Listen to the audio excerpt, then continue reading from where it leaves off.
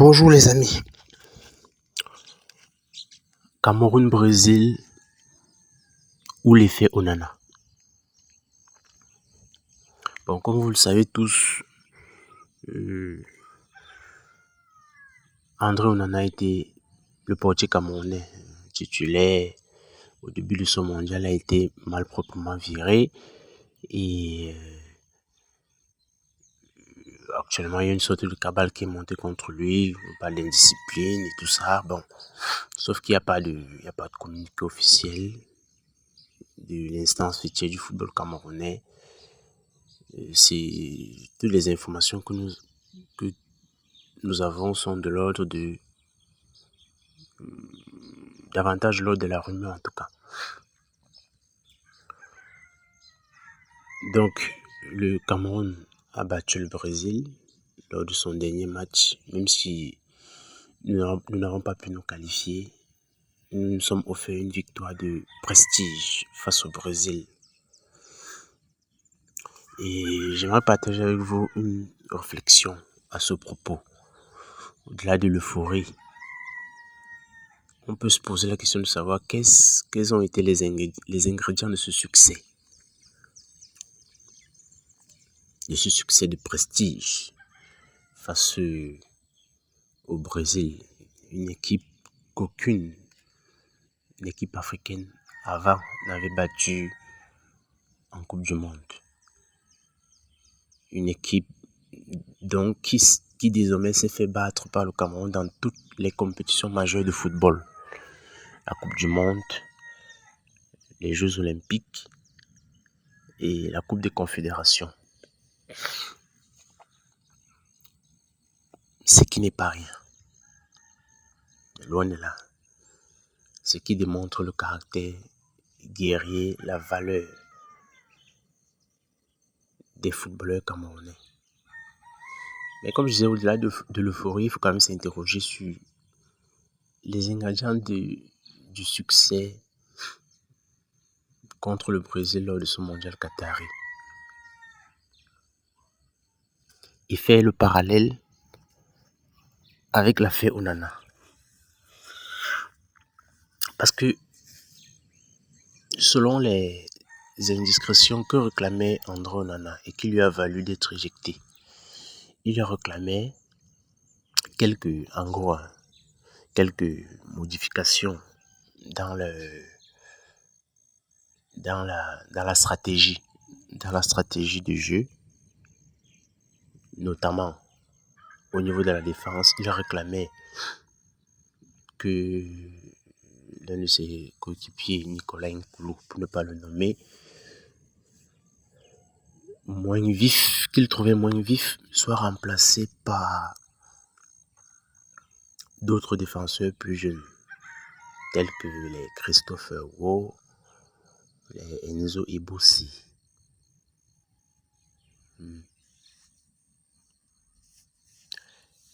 L'autre chose qu'il réclamait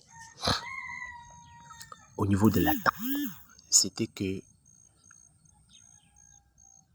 Aboubakar Vincent, notre Abou Chouchou, comme on l'appelle désormais, soit associé, soit appairé à Eric Maxime Choupo-Moting, et ce dès les entames de match. Donc voilà les deux choses que André Onana aurait réclamé, on est sur le conditionnel, parce que pas de communiqué officiel, je le dis toujours, aurait réclamé et qui lui aurait valu ce qui lui est arrivé. C'est ça qu'il aurait réclamé et ça lui aurait valu sa place. Il aurait peut-être réclamé de façon véhémente, je ne sais pas. Et ça lui aurait valu sa place. Bon, maintenant, lorsqu'on observe l'équipe qui a joué contre le Brésil, on se rend compte que ses orientations, ses demandes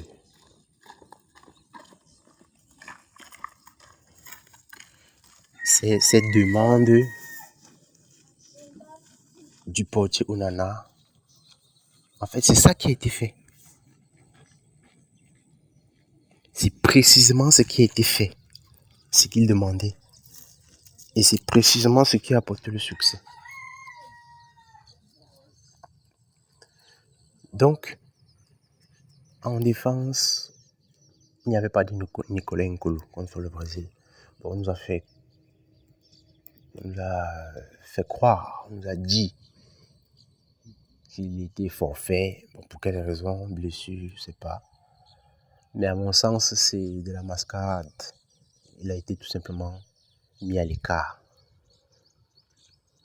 Parce que l'encadrement technique a finalement réalisé ce que, avant lui, le peuple camerounais et André Onana avaient réalisé.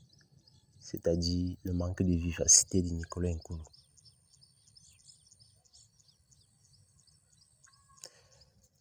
Donc Nicolas Nkolo n'était pas là. Qui le remplaçait? Christopher Wo. Et on a vu la prestation XXL que ce jeune Christopher Wo a produite. Il est l'un des héros de cette soirée contre le Brésil. L'autre demande d'André Onana a également été satisfaite. En attaque, la paix Aboubakar Vincent et Choupo-Moting s'est illustrée. C'est d'ailleurs Aboubakar Vincent qui met le but victorieux.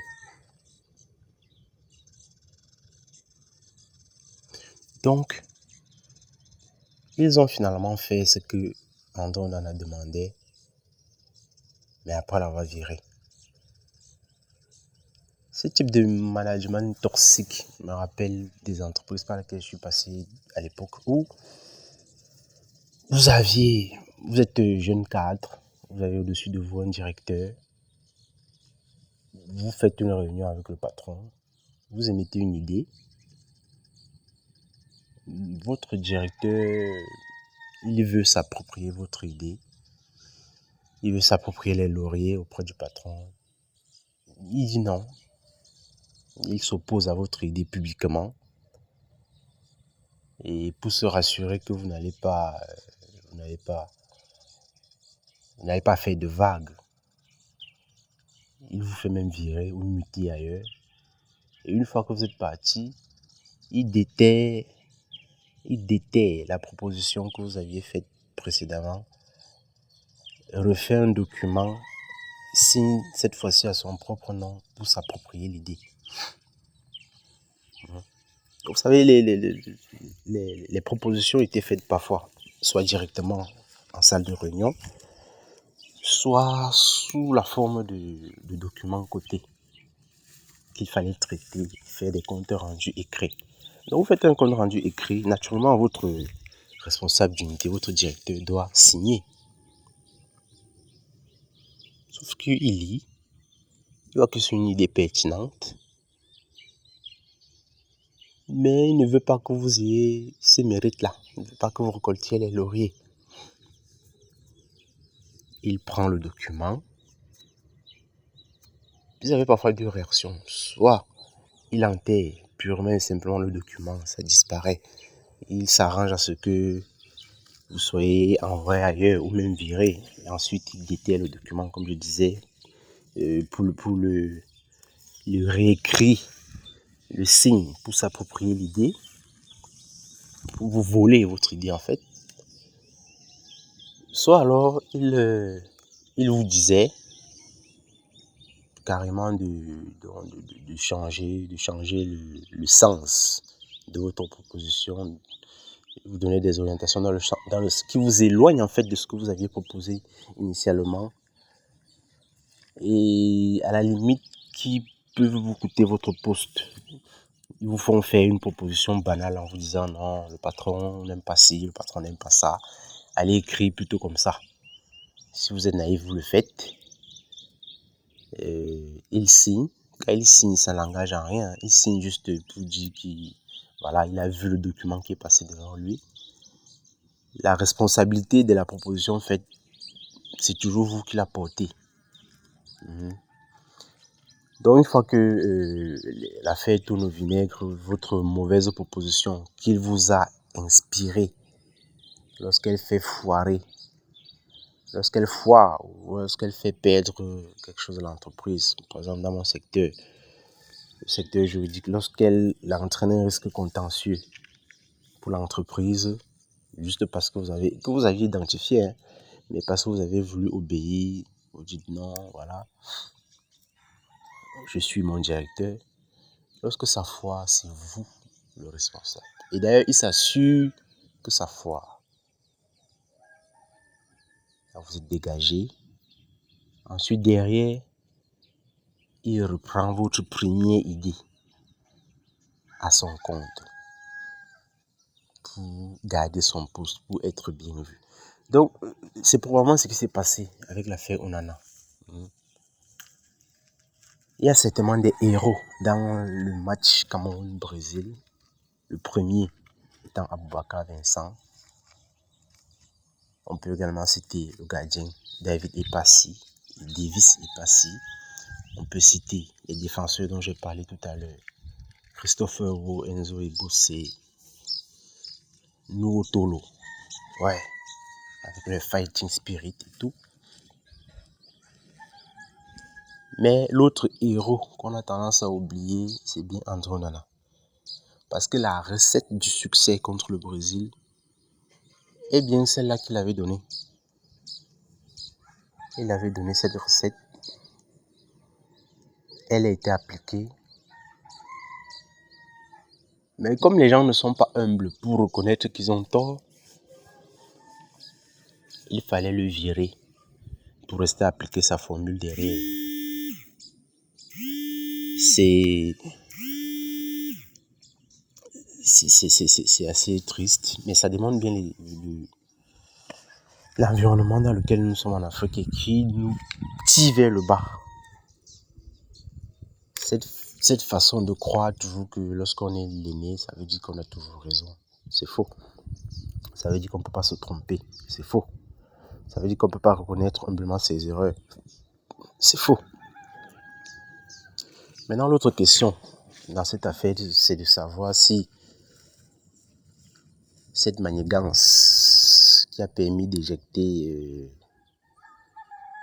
Onana pour derrière s'approprier ses idées émanait bien du coach. Parce que le coach, il a beau avoir ses insuffisances, ce coach, je crois que c'est quelqu'un d'assez humble quand même pour reconnaître. Déjà au vu de sa carrière quand même, je crois que c'est quelqu'un qui est assez humble pour reconnaître parfois les erreurs qu'il peut faire.